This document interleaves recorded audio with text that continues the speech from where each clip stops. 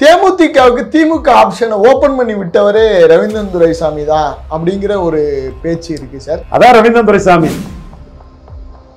Vijay bro உங்ககிட்ட இருக்கிறவன் உங்க பணத்தை வாங்கிக்கிட்டு கல்ட்டு அது இதுன்னு உங்களை பற்றி பொய்யா சொல்லுவான். அது சினிமா ப்ரோ, இது அரசியல் ப்ரோ, களம் ப்ரோ. களத்துல நாங்க உங்களை 30,000 ஓட்டுல அடிச்சு காட்டுறோம் ப்ரோ. போறாம வன்மம் காழ்ப்புணர்ச்சி உங்க கேரக்டரே அது mister bro. Q&Q Pharmacy. Invest smart, earn extraordinary, guaranteed return, 100% buyback assurance. Q&Q Pharmacy.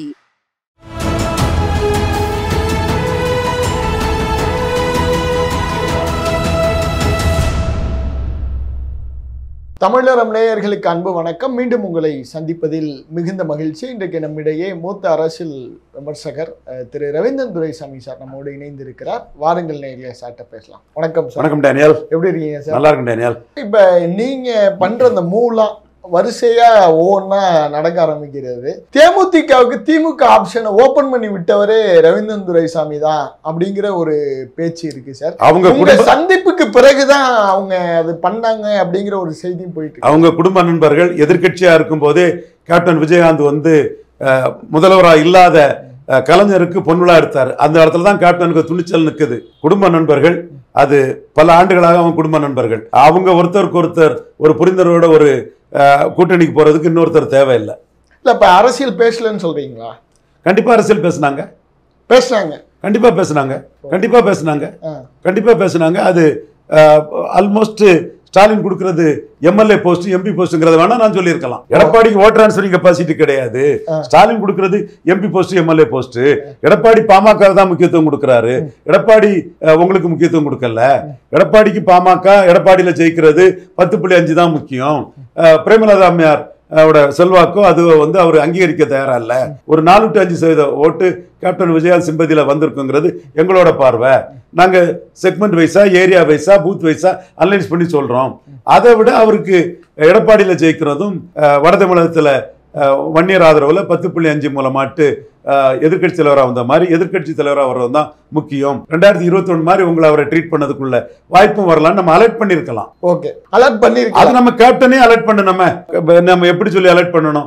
ஐயா அழகர் சாமி, மக்கள் தொண்டர் ஐயா அழகர் சாமி நாயுடு மகன் பின்னாடி கேப்டன் ஐயா யானி முப்பநாட்டு வந்த மாதிரி கருணாநிதியும் ஜெயலலிதா வரக்கூடிய காட்சியை நாங்க காணணும்னு சொல்லி தான் அலர்ட் பண்ணோம். ஏன்னா அவங்க குடும்பத்து மேலோட பட்டுதெல்லாம் அலர்ட் பண்ணோம். அவங்க தப்பா முடிவெடுத்தாங்க அன்னைக்கு. இப்போ தப்பா முடிவெடுக்க மாட்டாங்க, நல்ல முடிவெடுப்பாங்க நாங்க நம்புறோம். பட் அவங்களுக்கும் கலைஞருக்குள்ள குடும்ப உறவு வந்து தமிழகமே அறிஞ்ச ஒன்று.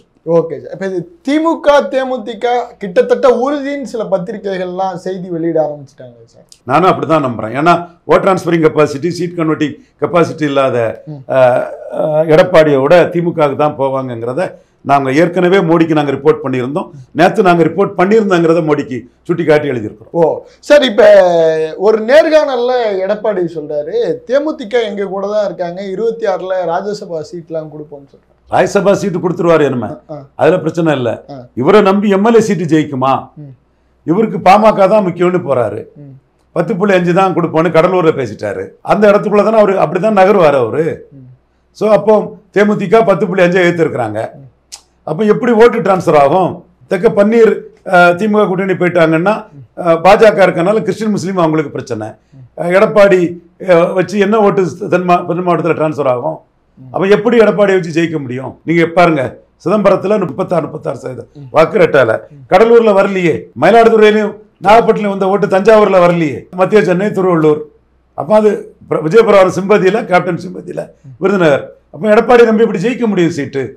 Vote transferring capacity, seat converting capacity இல்லைங்கிறது தானே எடப்பாடி பற்றிய டெல்லி பார்வை, தேமுதிக பார்வை, பாமக பார்வை, எல்லா கட்சியோட பார்வையும் அதுதானே சார். இப்ப தேமுதிக ஸ்டாலின் கொடுக்கிறது எம்பி போஸ்ட், எம்எல்ஏ போஸ்ட்ங்கிற அந்த பார்வையும் இருக்குங்கிறத நம்ம வேற அதை உடைச்சு பேசுறோமே சார். இப்ப தேமுதிகவையும் மிஸ் பண்ணிட்டாங்களா சார் இந்த கூட்டணி? அதிமுக பிஜேபி கூட்டணி மிஸ் பண்ணிட்டாங்களா? அதிமுக பிஜேபி கூட்டணின்னா யாரு கூட்டணி கட்சிகளை முடிவு பண்ண போறா? அமித்ஷா தான் சார் முடிவு பண்ணுவாரு. அது எப்படி எடப்பாடி சம்மதிப்பாரு? அவர் தானே சார் அன்னைக்கு பிரஸ் மீட்லயே அனௌன்ஸ் பண்றாரு. என்ன சொன்னாரு? இதான் கூட்டணி, இவர் தான். ஆமா, எடப்பாடி தான் கூட்டணி சொல்லியாச்சு. அவர் கூட்டணி கட்சிகளை யார் முடிவு பண்ணுவா? யார் சீட்டு கொடுப்பா? திமுக ஸ்டாலின் சீட்டு கொடுப்பாரு, ஸ்டாலின் முடிவு பண்ணுவாரு, ஸ்டாலின் முடிவை ஏத்துக்கிடணும்னு விசிகாவில இருந்து எல்லாரும் சொன்னாங்க.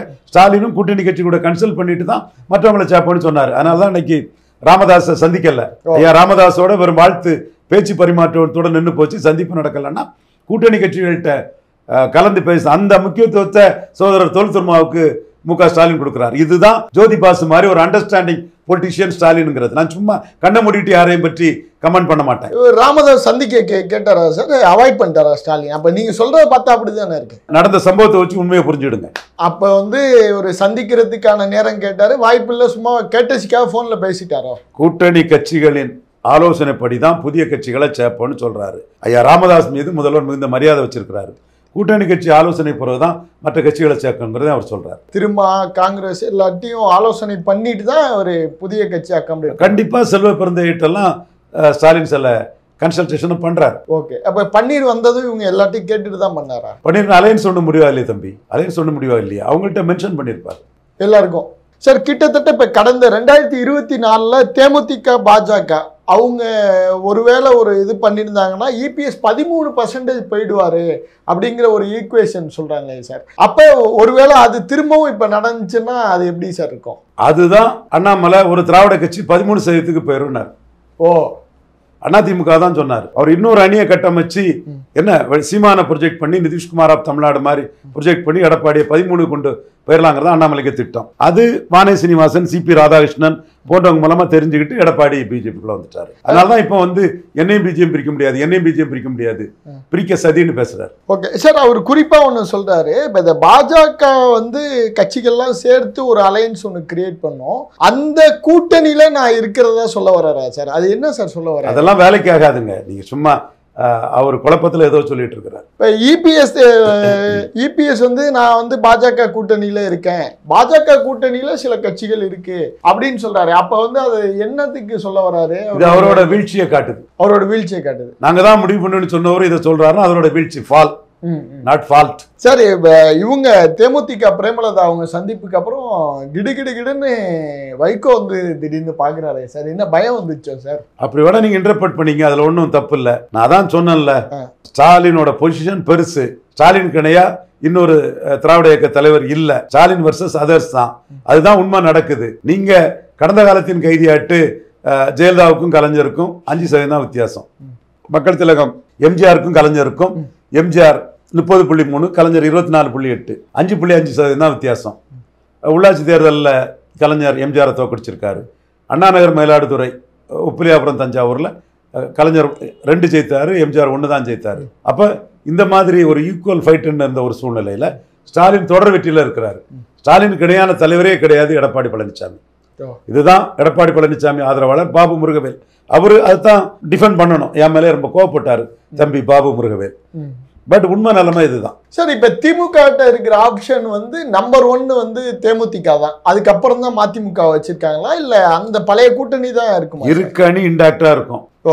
அதுக்கு மேல கெமிஸ்ட்ரி கரெக்டா ஒர்க் அவுட் பண்ற மாதிரி சோசியலி பொலிட்டிக்கலி ஸ்டாலின் முடிவு பண்ணுவார். சோசியலி கூட அதை முடிவு பண்ணுவார். சோசியலி நீங்க அழுத்துறதே ஒரு வித்தியாசமா இருக்கே சார். சோசியலின்னா சார் ஸ்டாலினை நம்ம ஸ்டடி பண்றதுனால அவரோட நகர்வுகளை நமக்கு ஓரளவு ஜட்ஜ் பண்றதுனால நம்ம அதை சொல்றோம். Okay sir. காலையில பத்திரிகையாளர்கள் ராமதாஸை கேட்குறாங்க, ஸ்டாலினை பாக்குறீங்களா அப்படின்னு கேட்குறாங்க. இல்லை அப்படிலாம் எனக்கு ஒன்றும் திட்டம் இல்லைங்கிறாரு. நைட்டு போய் ஃபோனில் பேசுறாரு சார். என்ன அது? என்ன ஃபோனில் பேசுறதுல ஒரு நாங்கள் நம்மகிட்ட இருக்கக்கூடிய மூத்த தலைவர் டாக்டர் ஐயா தான், கலைஞருக்கு பிறகு. ஓகே, அவர் இந்த அரசுக்கு பல ஆலோசனைகளை சொல்றாரு. கூட்டணி வர வாய்ப்பு இல்லைன்னாலும் ஸ்டாலின் ஐயாவை பெருசா மதிக்கிறாருங்க நான் பலமுறை சொல்லியிருக்கேனா இல்லையா? ஆமா, நம்ம இதுல சொல்லியிருக்கோம், நிறைய சொல்லியிருக்கேன். அப்ப அவர்கள் ஒருத்தருக்கு ஒருத்தர் பேசுறதுல என்ன ஆச்சரியம் இருக்க முடியும்? திரும்ப திரும்ப நான் சொல்றது இதுதான். நெகட்டிவ் ஓட்டுக்காக ஜெயலலிதா மாதிரி கொடூரமா ஈவு இறக்கமற்ற தன்மையில செயல்பட மாட்டார் ஸ்டாலின் நான் பலமுறை சொல்லியிருக்கேன் சார். இப்ப கிட்டத்தட்ட சொல்றத பார்த்தா ஓபிஎஸ், தேமுதிக இதெல்லாம் சேர்ந்து எப்படி சார் என்ன பண்ண போறாரு சார்? ஸ்டாலின் 10 சீட்ல தான் நிக்க முடியுமா சார்? இவ்வளவு பேரை உள்ளார வச்சு என்ன சார் பண்ணுவாரு? காட்சி வரும்போது நீங்களே பாப்பீங்க என்ன பண்ண போறாரு சார். இவ்வளவு பேர் பேசுறாங்க, ஆனா ஏன் சார் யாருமே தாவேக ஆப்ஷனே ஓபன் பண்ணலையே சார்? தாவேக்காவை ஆப்ஷனா காட்டுவாங்க. ஓகே, அது அலைன்ஸா மெட்டீரியலைஸ் ஆகாது. காரணம் Vijay bro untested not proved.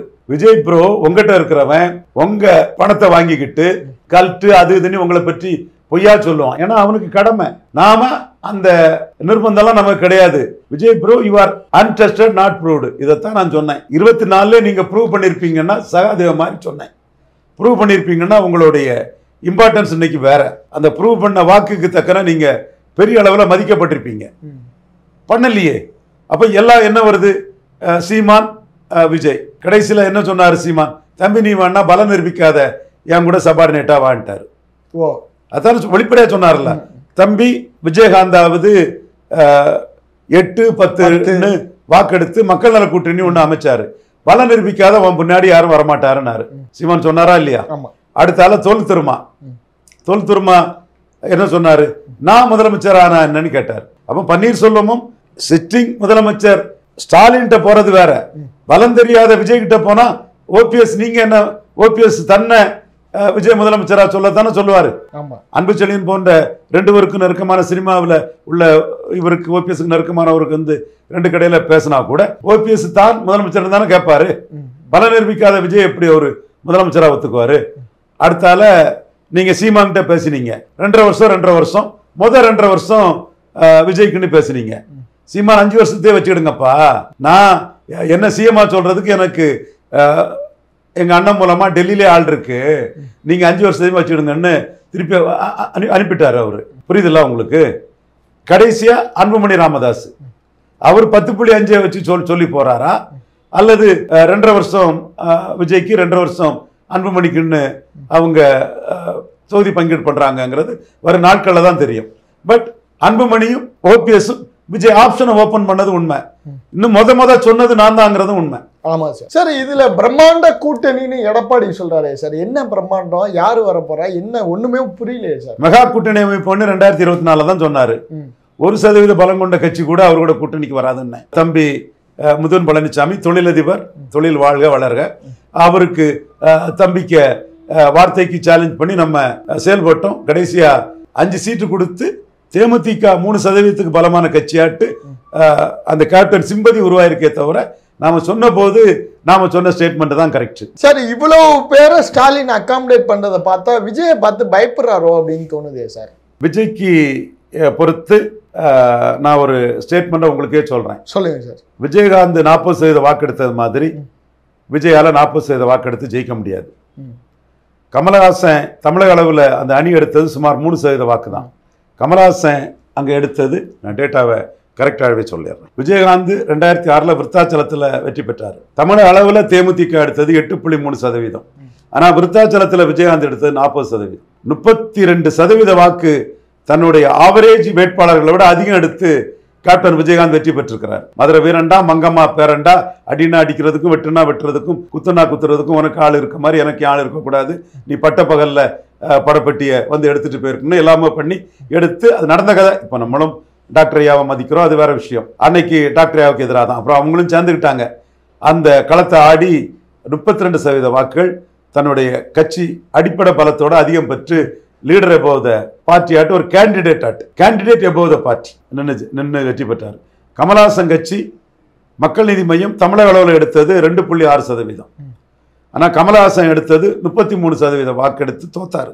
2ஆம் இடம் வந்தார். இன்னும் கொஞ்சம் டெக்னிக்கலாக பண்ணியிருப்பாருன்னா ஜெயித்திருக்கலாம். அன்னைக்கு விருத்தாச்சலத்தில் விஜயகாந்த் வெற்றி பெறதுக்கு நாம உழைச்சோம். நம்மளோட கருத்தியல் இருந்தது. 8% வாக்கெடுப்பாரு, நல்ல லீடிங்கில் ஜெயிப்பாருன்னு எல்லா தொலைக்காட்சியிலையும் கேப்டனுக்கு சொன்னோம். கேப்டன் ஜெயிக்கும் நமக்கு எண்ண ஓட்டம் இருந்தது. அங்கே இருந்த குடும்ப கவுண்டர் இனத்தை சேர்ந்த நம்ம நண்பர்கள்ட்ட கேப்டனுக்காக உழைங்க பாடுபடுங்கன்னு சொன்னோம். அரசியல் வேற சினிமா வேறன்னு ரஜினி ரசிகர்கள்ட்ட கேப்டனுக்காக உழைக்கிறதுக்கு நம்ம சொன்னோம். அன்னைக்குள்ள 2006 இங்கே கமலஹாசன் இதில் எய்த்து நின்னது சகோதரி வானதி சீனிவாசன். அதனால கமலஹாசனுக்காக எதுவும் பண்ணலை. ஏன்னா நம்ம பிஜேபி கேண்டிடேட்டு மோடியோட ஒரு இந்த கட்சிக்கு எதிர்காலம் இருக்கான்னு கூட தெரியாத போது ஏவிபியிலேருந்து வந்த ஒரு சகோதரி, அவங்க ஜெயிக்கணுங்கிற எண்ணமும் நமக்கு இருந்தது. கமலஹாசன் மேலே நமக்கு நெகட்டிவிட்டி இல்லை. கமலஹாசன் வந்து அங்கே 30% வாக்கு அதிகம் எடுத்திருந்தார்.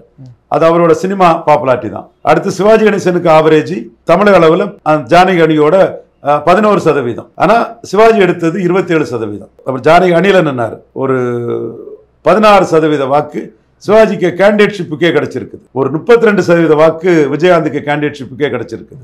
30% வாக்கு கமல்ஹாசனுக்கு கேண்டிடேட்ஷிப்புக்கே கிடைச்சிருக்குது. விஜய்க்கு 50% கிடைக்கும் சார். விஜய் 30,000 ஓட்டுல விஜய் தோக்கடிச்சு காட்டுறேன். என்ன சார்? அதான் Ravindran Duraisamy. Sir justice is on our side, we need not blink at any point of time, certainly we win the warங்கிறது பாபா சாஹேப் பீம்ராவ் அம்பேத்கர் சொல்றாரு. நம்ம அந்த வழியில அம்பேத்கரை புரிஞ்சவங்க தெரிஞ்சவங்க. நியாயம் நம்மகிட்ட இருந்ததுன்னா எந்த இடத்துலயும் நம்ம பணிஞ்சு போக வேண்டியதில்லை, போராடி ஜெயிக்கலாங்கிறது தான் நம்ம வளமையா நம்ம குடும்பம், நம்ம ஊர்ல நம்ம மக்களோட கருத்து. இப்போ விஜயை பொறுத்த அளவுல அவர் திருமலை ஷூட்டிங்ல ஹைதராபாத்தில் இருக்கும்போது அவருக்கு வேண்டிய நண்பர் இன்னைக்கு ஒரு உயர் பதவியில் இருக்காரு. விஜய்க்காக அந்த நண்பருக்காக செல்போன் கனெக்ட் பண்ணி தந்தார். அப்போ விஜய் என்கிட்ட சொன்னார், ரொம்ப கன்ஃபியூஸ்டாக இருக்குது சார், எதிர்காலம் என்ன ஆகுமோன்னு தெரியலன்னாரு. அப்போ சொன்னதுமே எனக்கு I was sympathetic with Vijay. ஒன்றும் இல்லைங்க, உங்களுக்கு மினிமம் கேரண்டி இருக்குது. மினிமம் கேரண்டி இருக்கவங்க தான் நம்பர் 1 வர முடியும். எம்ஜிஆர் அப்படி தான் மினிமம் கேரண்டியில் வந்தார். அண்ணன் ரஜினிகாந்தும் மினிமம் கேரண்டியில் அப்படி தான் வந்தாருன்னு சொன்னேன். உங்களுக்கு மினிமம் கேரண்டி இருக்கனால ஒரு பெரிய வெற்றி கிடைச்சதுன்னா அது பிறகு எல்லாமே உங்களுக்கு சரியாக வரும், நீங்கள் ஒன்றும் பதறாண்டான்னு சொன்னேன். இன்னும் சில விஷயங்கள் ராமகோபாலன்ஜி அவருக்கு எதிராக இது பண்ணது இதெல்லாம் டிஸ்கஸ் பண்ணிக்கிட்டோம். அதற்கு பிறகு நீங்கள் இன்னைக்கு உள்ள சினிமா தேட்டர் ஆடியன்ஸு 40% அட்டவணை பிரிவு மக்கள்.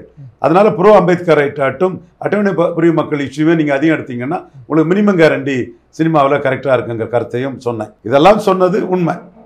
இப்போ விஜய் தரப்பு நமக்கு எதிராக வெள்ளூரில் ஒருத்தனை தூண்டி விட்டு, உசிலம்பட்டில் ஒருத்தனை தூண்டி விட்டு, கூட இருக்க 4 பேரை தூண்டி விட்டு, நம்ம எங்கேருந்து வந்திருக்கோம் எப்படி வந்திருக்கோம் நம்ம தரமானு தெரியாமல் சல்லித்தனமாக விளையாடுறாங்க. அப்போ இதுக்கு ஒரு முடிவு கொண்டு வரணும்னா சேலஞ்சை நம்ம போட்டுறணும். இப்போ எடப்பாடிக்கு டிக்ளேர் பண்ண மாதிரி விஜய்க்கு டிக்ளேர் பண்ணார் ரவீந்திரன் துரைசாமி, அப்படி எடுத்துக்கலாமா? அதை விடுங்க, இப்போ இதை பேசுங்க. 30,000 ஓட்டுல அவரை தோற்கடிக்க முடியும் விஜய், எந்த தோல்ல என்னாலும். ஆமாம், நம்ம டார்கெட் எடப்பாடி தான். விஜயை 30,000 ஓட்டுல தோற்கடிக்க முடியும். ஏன்னா இதை விஜய்க்கு இங்கே பிராண்டிங் மாஸ்டராக இருக்குது ஜான் ஆரோக்கியசாமி. ஜான் ஆரோக்கியசாமி மாற்ற முன்னேற்ற அன்புமணி பராக் ஒபாமா ஸ்டைலில் இவர் அன்புமணியை இது பண்ணி 5.5% ஓட்டு எடுத்துட்டாரு. அச்சீவ்மெண்ட் ஓட்டு அன்புமணி லீடர்ஷிப்பையும் வன்னியரில் ஏற்றுக்கிட்டாங்க. ராமதாஸ் இவருக்கு பணத்தை கொடுத்து 5.5% எடுத்ததும் இவர் ஜான் ஆரோக்கியம் சாமியோட அச்சீவ்மெண்ட் தான். ஆனால் அவரால் அன்புமணியை பெண்ணகரத்தில் ஜெயிக்க வைக்க முடியல. நாங்கள் ஒரு திமுகவின் முக்கிய தலைவர் மூலமாக எங்கள் ஸ்ட்ராட்டஜி என்னன்னா, வன்னியர் சமூகத்துக்காக பெரும்பாடுபட்டவர் ஐயா ராமதாஸ், அவர் பெரிய அடையாளம், அவருக்கு மகனை எம்பிஆட் ஆக்கிட்டீங்க. வன்னியர் சமூகத்துக்காக உழைச்சி உயிரே விட்டவர் பெரிய அண்ணன் மகன் இன்பசேகரன் இருக்கிறான், இன்பசேகரனை எம்எல்ஏ ஆக்குறீங்க. ஐயா மகனை எம்பி ஆக்கிட்டீங்க, இன்பசேகர மகனை எம்எல்ஏ ஆக்குங்கன்னு நாங்கள் பிரச்சாரம் பண்ணோம். இது கூட நாங்கள் 77ல் 80ல் பார்லிமெண்ட் எலெக்ஷனுக்கு பொன்னப்பநாடார் மகன் பொன் விஜயராவ் எம்பிக்கு நிற்கும்போது உழவங்கோட்டில் அவர் தொகுதியிலே செலுத்து கேட்டுட்டானுங்க. தந்தை விட்டு சென்ற பணியை முடிக்க வந்தேன்னு சொல்லும்போது கேட்டான், கொப்பனால எம்பி ஆட்டா இருந்தான் எம்எல்ஏ தானே இருந்தான், ஒண்ணுக்குண்ணி எல்லாம் ஒண்ணுதான், டக்குன்னு கேட்டு விட்டானுங்க. அப்போ இந்த மக்களுக்கு நியாய உணர்வு உள்ள மக்கள், சென்சிட்டிவான மக்கள், எம்பியா நின்றுக்கிட்டு இவர் எம்எல்ஏக்கு நிற்கும்போது அவங்க கொஸ்டின் கேட்பாங்கன்னு தெரியும். இதே பாயிண்ட் தான் நம்ம அங்கே தெளிவாக பிரச்சாரத்துக்கு திமுக சைடில் நம்ம ஸ்ட்ராட்டஜைஸ் பண்ணி கொடுத்தோம். இதை தாண்டி கஸ்பான்னு சொல்லுவாங்களா, நகர்ப்புற பகுதியில் செட்டியார், கோனார், புள்ளமாறு, ஆசாரி, கொங்கு வேளாளர், மற்ற பிராமணர், இந்த ஜாதியெல்லாம் இருப்பாங்கள்ல, இந்த இடத்துக்குள்ள நாம பண்ணது என்ன பண்ணோம்னா இதே இன்னொரு வித்தியாசமான ஸ்ட்ராட்டஜி. நீங்க கேபி முனுசாமிக்கு ரெட்டலைக்கு போடுறது வேஸ்ட். வன்னியர் ஓட்ட பெரிய நமக இன்பசேகரம் உதயசூரியன் தான் உடைக்கிறான். அப்ப நீங்களும் உதயசூரியனுக்கு ஓட்டு போட்டாதான் அன்புமணியை தோக்கடிக்க முடியும். இதை பண்ணி தான் அன்புமணியை தோக்கடிச்சு காட்டணும். 5.5% ஓட்டு எடுத்து காட்டினது சாதனை ஓட்டு தான். வன்னியர் ஓட்டை கம்ப்ளீட்டாக எடுத்துட்டாங்க. தேவேந்திர வளார் ஓட்டு தான் வரல. 89-91 டாக்டர் ஐயா எடுத்த ஓட்டை டாக்டர் ஐயாவே தன் மகனை ப்ரொஜெக்ட் பண்ணி எடுத்துட்டாரு. பட் ஜான் ஆரோக்கியசாமியை இந்த இடத்துக்குள்ள நாங்கள் முறியடிச்சு காட்டணும். இது சொல்லி தான் பண்ணோம். பூபதி நாராயணசாமிக்கு தெரியும், பாக்கியராஜுக்கு தெரியும், நம்ம சோதரர் இவர் ஜான் ஆரோக்கியசாமி கூட நமக்கு வேண்டிய சோதரர்கள் தான். இதையும் இப்போ நம்ம விஜய் சார்பாட்டும் இதை நம்ம தெளிவாக சொல்லிடுறோம். ஏன்னா இதில் எப்படி நான் தோக்கடிப்பேங்கிறத எப்படி தோக்கடிச்சேங்கிறத சொல்றேனே தவிர விஜய் எப்படி தோக்கடிப்பேங்கிறத நான் சொல்ல விரும்பல. ஆனால் ஜான் ஆரோக்கியசாமிக்கு நான் தோக்கடிச்சு காட்டினாமே அவருக்கு அன்புமணிங்கிறத தெரியும். ஜான் ஆரோக்கியசாமியை பற்றி இன்னொரு விஷயமும் சொல்லணும். அவர் அன்புமணிக்கும் நெருக்கமானவர் தான். காங்கிரஸ் ராகுல் காந்தி மேல பற்றுதல் கொண்டவர் தான். ஒரு கட்டத்துக்குள்ள 2019ல் பாமகவை திமுக கூட்டணிக்கு வரவிடக்கூடாது நாம ஒர்க் பண்ணிட்டு இருக்கும்போது நாராயணசாமி, பாக்கியராஜ் அவர் எல்லாம் ஒன்னாதான் இருப்போம், நண்பர்களோட ஒன்னாதான் இருப்போம். கடைசியாக அவர் என்ன பண்ணிவிட்டாருன்னா எங்கள் கூட இருந்துக்கிட்டே காங்கிரஸ் தலைமைக்கு ராமதாஸ் இல்லைன்னா 40 ஜெயிக்க முடியாதுன்னு ஒரு ரிப்போர்ட்டை கொடுத்துட்டாரு. அப்புறம் காங்கிரஸ்காரன் ஸ்டாலின்ட்ட பெரிய நெருக்கடி, பாமக வேணும்னு. அப்புறம் பாமகவை அந்த இடத்துக்குள்ள வரவிடாம தடுக்கிறதுக்கு நமக்கு மீண்டும் எக்ஸ்ட்ரா மைல் ஓட வேண்டியதாகி போச்சு. எப்படியோ நியாயம் நம்மகிட்ட இருந்தனால ஜெயித்தோம். மனிதநீதிக்கு செயல்படக்கூடுவோம். இப்போ விஜய் 30,000 ஓட்டில் தோக்கடிக்கணும்னா அதற்கான நியாயம் நம்மகிட்ட இருக்கு. விஜயோட நிறைய மோசடித்தனமான பிரச்சாரங்களை நம்ம தான் எக்ஸ்போஸ் பண்ணியிருக்கிறோம். இதுலேயும் நியாயம் இருக்கு. அந்த நியாய உணர்வோட அதை தோக்கடிக்கக்கூடிய அறிவு ஆற்றலும் இருக்குது. மீண்டும் சொல்றோம், விஜய் நமக்கு குறுக்க மறுக்க ஓடுறவர் தான். டார்கெட் எடப்பாடி பழனிசாமி தான். பலன் நிரூபிக்காத அன்டெஸ்டட் நாட் ப்ரூவ்டு விஜய் நமக்கு மேட்டரே இல்லை. பட் தேவையில்லாம நம்ம சீண்டிட்டு இருக்கனால தான் 30,000 ஓட்டில் விஜயை தோக்கடிச்சு காட்டுவோங்கிறத டிக்ளேர் பண்றோம். விஜய் அதை ஏத்துக்கலாம். அவர் தான் படத்துல எவ்வளவு சவாலை ஏத்துக்கிட்டு எவ்வளவோ செய்த இதெல்லாம் செய்ய மாட்டோமான்னு சொல்லக்கூடியவர் தானே. அது சினிமா சகோதரரே ப்ரோ, அது சினிமா ப்ரோ, இது அரசியல் ப்ரோ, களம் ப்ரோ. களத்துல நாங்க உங்களை 30,000 ஓட்டில் அடிச்சு காட்டுறோம் ப்ரோ, பார்ப்போம். இது எங்களுக்கு பிரியாரிட்டி இல்லை. எங்களுக்கு பிரியாரிட்டி மோடி 2029 பிரைம் மினிஸ்டர் ஆகிறது தான். அதுல விஜய் எடுக்கக்கூடிய ஓட்டு கூட மோடிக்கு நாளைக்கு 29 பயன்படும்னா விஜய் நாங்க மனசார வரவேற்போம். பொறாம வன்மம் காழ்ப்புணர்ச்சியெல்லாம் கிடையாது. நாங்க நேம செயல்படுறோம். உங்களுக்கு தான் பொறாம வன்மம் காழ்ப்புணர்ச்சி உங்க கேரக்டரே அது மிஸ்டர் ப்ரோ. எங்களுக்கு அந்த கேரக்டர்லாம் கிடையாது. நாங்க மனித நீதிக்கு வாழக்கூடியவங்க. உங்களை 30,000 ஓட்டில் தோக்கடிக்கும் நாங்கள் டிக்ளேர் பண்றதுக்கு எங்ககிட்ட நியாயங்கள் இருக்கு. திருமலை ஷூட்டிங்லாம் நான் பேசினேனா இல்லையாங்கிறத நீங்க ரிவைண்ட் பண்ணி பார்த்துக்கிடுங்க. இப்போ நீங்க உங்க ஆட்களை தூண்டி விட்டு தேவையில்லாம சொறிக்கூட்டு கொட்டிட்டு இருக்கீங்க. ஸோ இதெல்லாம் முடிச்சு வைக்கணும்னா 30,000 ஓட்டில் உங்களை தோக்கடிச்சு காட்டுறதான் கரெக்ட். ஒரு வேளையில் நீங்க களத்துக்குள்ளே வராமல் போயிட்டீங்கன்னா the question won't arise. Okay sir, வாய்ப்பு இருக்கும், நேரத்திற்கும் நெஞ்சந்தான். நன்றி. Q&Q Pharmacy. Services available: medicine, optical, diagnostics, audiology. Q&Q Pharmacy.